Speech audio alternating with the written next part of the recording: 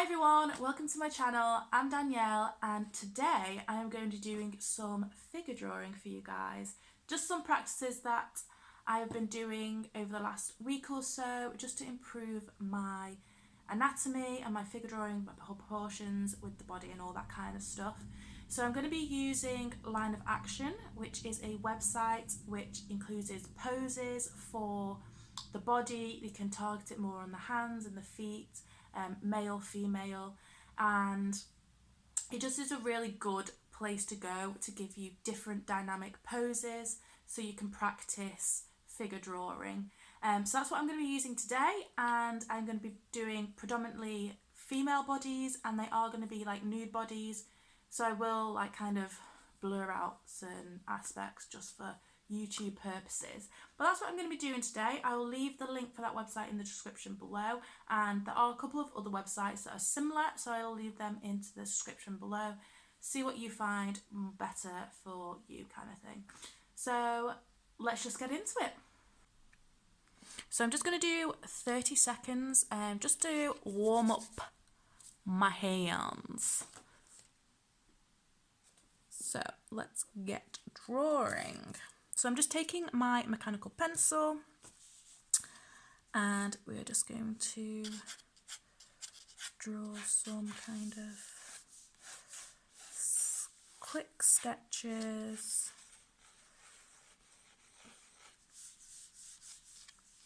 I'm just going to block in the shape as well. So this kind of shape, and then we also have a leg. Okay, and then we switched. Just doing 30-second poses. This lady is laying down, and her legs come up. She's got this kind of pose. She's got legs.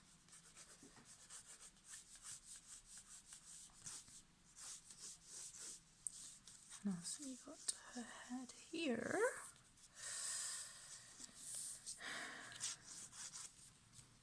Another one.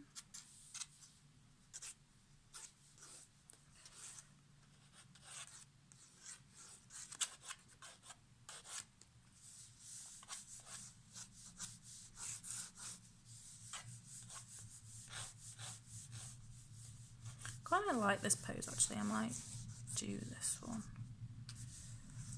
I might come back to this one.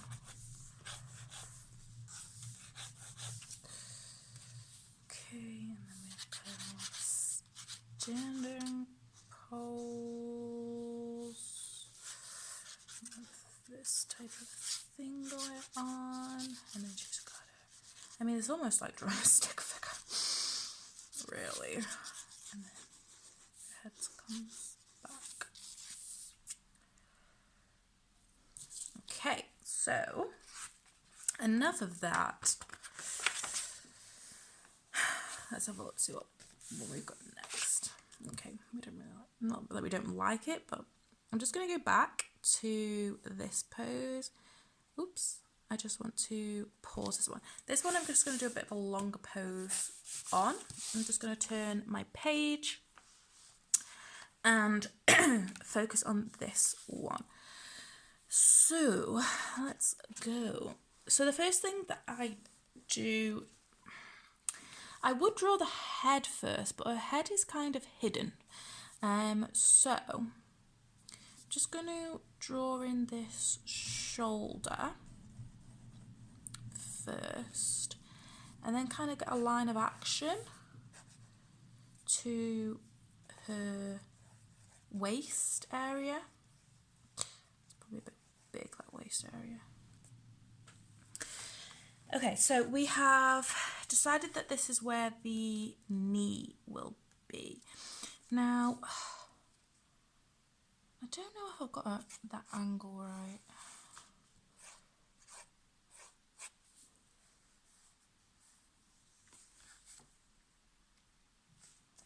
Kind of preferring that first angle. I think that's too high. I think that's just too high for that knee to be. Maybe it should be at least there, and then my ankle would maybe be more there. Yeah, I think I'm going to put it there.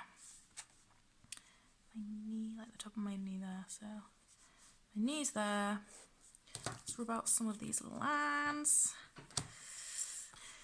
So, let's draw back in that shape for the leg.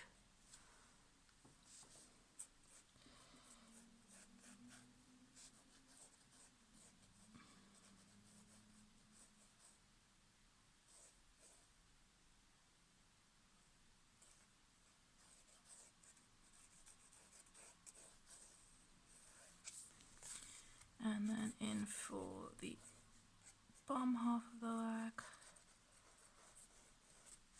And then that foot is going to be along here as well. And it's something that I'm trying to work on with the feet, is making them long enough. Because I think when I just draw a foot, I tend to draw it a bit smaller. But when you think about it, you're... Same with the hands as well. So your hands, if you put your hand like spread like over your face, your hand like will fill your face. And then if you think of the size of your foot compared to the size of your hand, like the length, your foot is probably going to be longer than your hand. So your foot is longer than your head. So that's a weird way of thinking about it. But like the length of one head size is like the length of your foot size. I mean, obviously, some people have bigger and smaller feet, but I think that's where I kind of tend to like fall, is getting that proportion on the foot. But that kind of thinking kind of has helped me at creating that better proportion. Okay, so we can kind of see the shape now. So if I go in and I think I'm going to go in and maybe fill in this leg. I know I probably should do the other leg, but I'm feeling like I've got a lot of messy lines and that I can probably clear up. At least just do a nicer sketch. Bit of a cleaner sketch. And then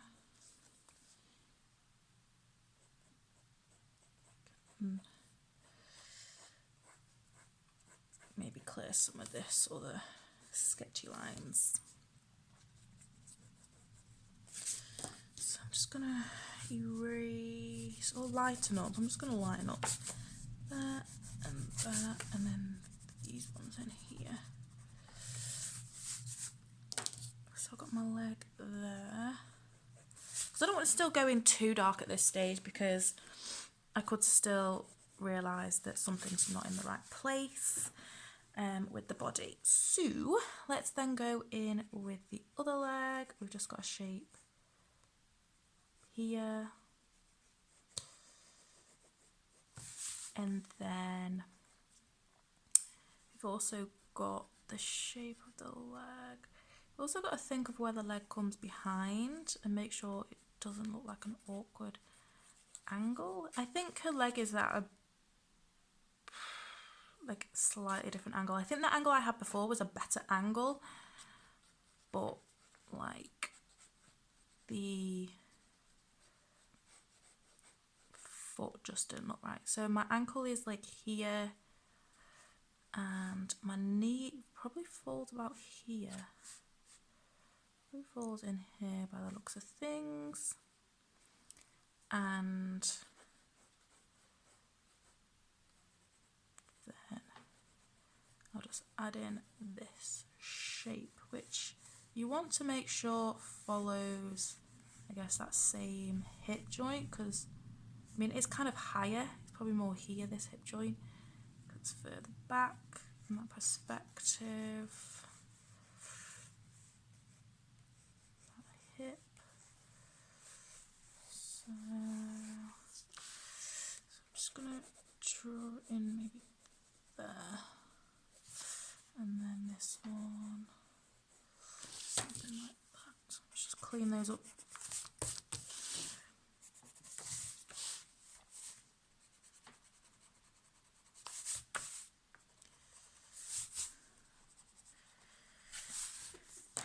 So we got something like that.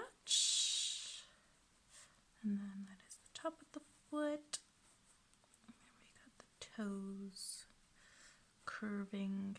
And then my toes that way. Okay. It's not looking bad actually. I mean, it's a difficult pose. Some of the other poses, like, I quite like the pose that I did somewhere. I like this pose. I really like this pose. It's really just fluid and curvy. I really like doing like curvy lines and shapes and stuff. So I really, really enjoyed how this one turned out. I really do. So this one's a bit of a different shape, and I feel like with that one, I didn't work into it too hard. Whereas this one, you really have to figure things out, and I guess I'm not being as loose as I should be, which I think why it kind of ends up looking a bit stiff. It's just finding it. It's just keep practicing, because I am at the start of this journey. You know, I can do portraits and but something like drawing freehand from reference, I don't have as much practice with. So that's why I am practicing, and everyone starts somewhere, and it's just a case of actually starting. I think you can kind of hinder yourself by just comparing yourself to other people, and I think that's the hardest thing to kind of get over, is comparing yourself and you not being at that level that they are, because everyone is at a different level, and you can compare people by ages, but it just depends on how long that person has actually spent on that particular thing that they're doing, whether it is drawing or whether it is something else. You know, people can be the same age as you, but have spent like 10 extra years on a specific thing. I mean, I've always loved drawing, but you know, I've been very on and off with my drawing, and I have always compared myself, and I always want to be at the final point before I've even started, and I get frustrated when something doesn't look how I want it to look, and I tend to give up halfway through. That's what I've been like in the past. I would give up, and then I'm not really then learning anything, because I haven't completed it. I haven't seen what I can improve on, and it's all about improvement, because you're never going to be good on your first go. It's just not going to happen. I mean, some people, yes, you can be good, but the majority of the time you're not going to be good on your first go, and I think that is something that I have tried to work on and kind of just push through, I guess, because everyone is different, and I think from my personal experience, like I said, I'm quite hard on myself, and I seek perfection in the things that I do, and you know, certain things I can do and certain things I can't, and then I think, well, this person can do that and do this as well, like, shouldn't I be able to do that? And the fact is I can't, because that's not something I've practiced, and it does take a long time to do things that you've never done before. So it's always good just to push yourself out of that kind of comfort zone and just do it and work through it. Like I said, I tend to give up halfway through because I don't like how it's going, or it's usually because I don't like how it's going, and it's not turning out how I want it to look, and then I tend to overwork it, and then I just tend to scribble all over it. But I think being a bit more determined to get a career out of my art has made me push through those moments that I don't like my work. Also going to classes and things like that has helped me with people saying it's good, or this is how you can improve here, and you're kind of almost forced to continue your piece of work and not give up straight away. You know, somebody's going to say, no, keep working on it, it'll improve, here's how you can improve it, rather than if I was at home and doing the kind of study that was even probably similar, and just going, ugh, you know what, this hasn't turned out. And also, I don't know how to fix it. So like definitely going to a class definitely helped that aspect, because sometimes you just don't know how to fix a certain thing, and then you get frustrated because you're trying to fix something that you don't know how to fix. So I think maybe you kind of get to the fact that, oh, I'm never going to be able to fix it because I don't actually know what I'm fixing. You just know it doesn't look right. And I do suggest anybody to do classes in anything that you're interested in, because you'll get that feedback from those people, and that is the biggest inspiration and benefit, I think, as well. And also to see how far people come in, and knowing that, you know, it's taken them a long time to get to the point that you want to be at, and actually you've got to just ride the wave and spend your time doing it. So that's what I suggest. I mean, I do suggest doing a class. I've also watched more recently, I mean, I tend to watch art YouTubers such as Bailey J, and one particular YouTuber that I've just started watching this year at the start of 2020 is Drawing with Waffles, and I found her really, really helpful in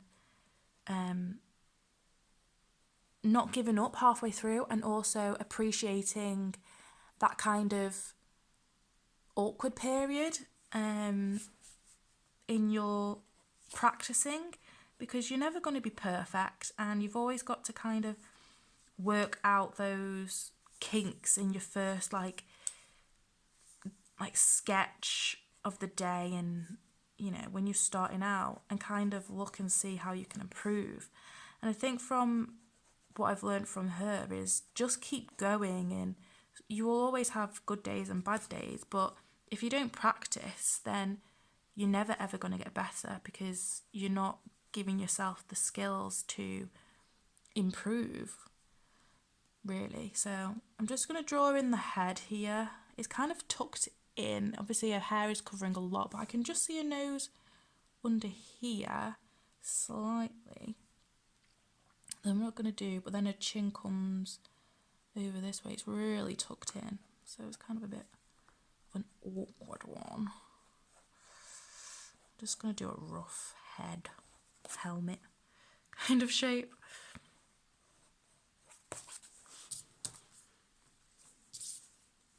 I think that is looking alright.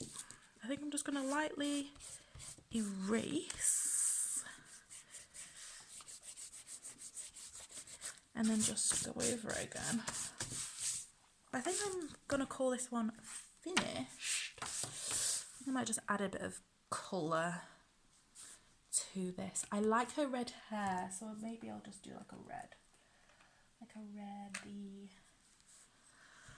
orange, like a little box.